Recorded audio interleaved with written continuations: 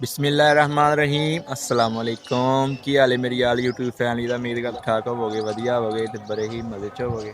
ਅੱਜ ਦਾ ਵਲੌਗ ਕਰਦੇ ਹਾਂ ਸਟਾਰਟ। ਸਭ ਤੋਂ ਪਹਿਲੇ ਤੇ ਚਾਂਦ ਰਾਤ ਮੁਬਾਰਕ, 30 ਰੋਜ਼ੇ ਕੰਪਲੀਟ ਹੋਏ, ਜੁਮਾ ਮੁਬਾਰਕ।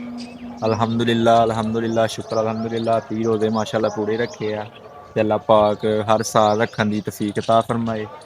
ਤੇ ਮੇਰੀ YouTube ਫੈਮਿਲੀ ਅੱਲਾ ਪਾਕ ਤੁਹਾਨੂੰ ਵੀ ਸਿਹਤ ਤੰਦਰੁਸਤੀ ਦੇਵੇ ਔਰ ਸਾਰੇ ਰੋਜ਼ੇ ਰੱਖਣ ਦੀ ਤੌਫੀਕ ਅਤਾ ਫਰਮਾਏ। ਤੇ ਜਲਦੀ ਚੈਨਲ ਨੂੰ ਸਬਸਕ੍ਰਾਈਬ ਕਰ ਲਓ ਤੇ ਕਮੈਂਟ ਕਰਕੇ ਲਾਜ਼ਮੀ ਦੱਸਿਓ 30 ਰੋਜ਼ੇ ਕਿੰਨੇ ਰੱਖੇ ਆ। ਠੀਕ ਹੋ ਗਿਆ ਜੀ।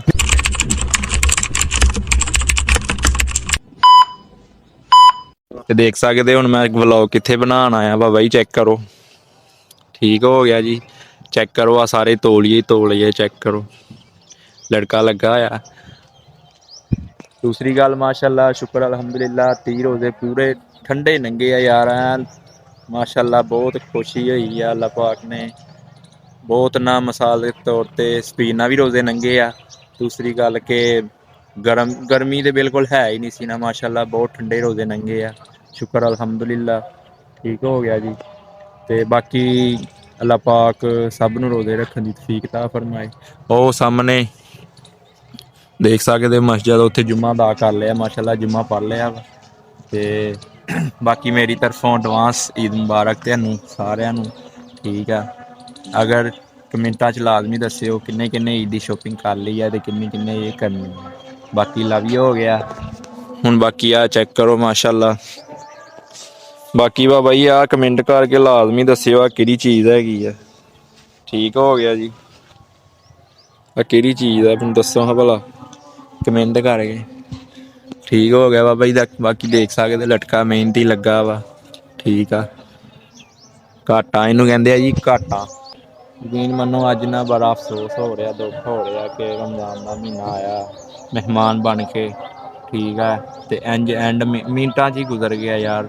ਯਕੀਨ ਮੰਨੋ ਪਤਾ ਹੀ ਨਹੀਂ ਚੱਲਾ ਇਸ ਮਹੀਨੇ ਨਾਲ ਰਮਜ਼ਾਨ ਮੁਬਾਰਕ ਦਾ।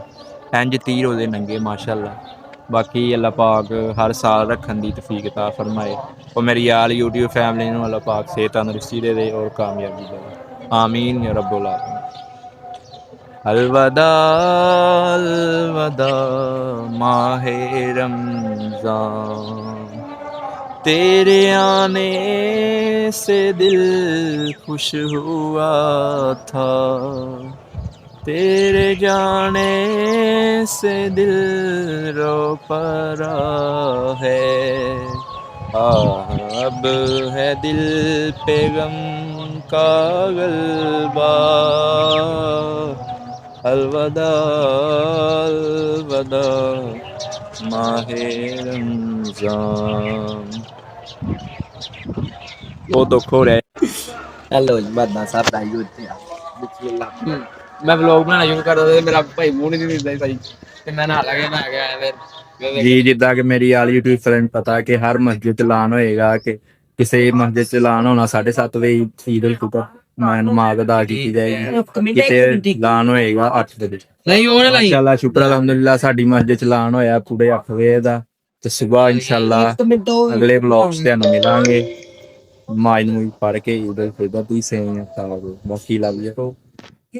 ਦਿਲਾਂ ਵਿੱਚੋਂ ਨਫ਼ਰਤਾਂ ਕੱਢ ਲੈਣੀਆਂ ਜਦੋਂ ਤੁਸੀਂ ਰਹੀਆਂ। ਠੀਕ ਹੈ, ਜਾਂਦਿਆਂ ਕਹਿਣਾ ਜਾਣਾ ਅੱਲਾਹੁ ਅਕਬਰ ਅੱਲਾਹੁ ਅਕਬਰ ਅੱਲਾਹੁ ਅਕਬਰ ਲਾ ਇਲਾਹਾ ਇल्लल्लाह ਵੱਲਾਹੁ ਅਕਬਰ ਵਲਿਲਾਹਿਲ ਹਮਦ। ਠੀਕ ਹੈ, ਸੁਬਾਹ ਟਾਈਮ ਨਾਲ ਉੱਠ ਕੇ ਨਵੀਂ ਤਿਆਰੀ ਕਰਨੀ, ਨਵੇਂ ਕੱਪੜੇ ਪਾਣੇ, ਸੇਵੀਆਂ ਖਾਣੀਆਂ ਮਿੱਠੀਆਂ ਮਿੱਠੀਆਂ। ਠੀਕ ਹੋ ਗਿਆ, ਤੇ ਫਿਰ ਈਦ ਉਲ ਫਿਤਰ ਦਾ ਜਾਣਾ ਪੜ੍ਹਨ ਨਮਾਜ਼ ਕਾਇਮ ਕਰਨੀ। ਠੀਕ ਆ, ਜਿਹੜੇ ਦੋਸਤ ਭੈਣ ਭਰਾ ਲੜੇ ਆ ਦਿਲਾਂ ਵਿੱਚੋਂ ਨਫ਼ਰਤਾਂ ਕੱਢ ਦੋ ਤੇ ਈਦ ਮਿਲਣੀ ਆ ਲਾਜ਼ਮੀ। ਤੇ ਹਰ ਇੱਕ ਬੰਦੇ ਨੂੰ ਭੈਣ ਭਰਾ ਨੂੰ ਮਾਫੀ ਦੇਣੀ ਹੈ, ਦਿਲੋਂ ਮਾਫ ਕਰਨਾ। ਠੀਕ ਆ, ਇਸ ਲਈ ਅੱਲਾ ਪਾਕ ਇਸ ਚੀਜ਼ ਨੂੰ ਪਸੰਦ ਨਹੀਂ ਕਰਦਾ।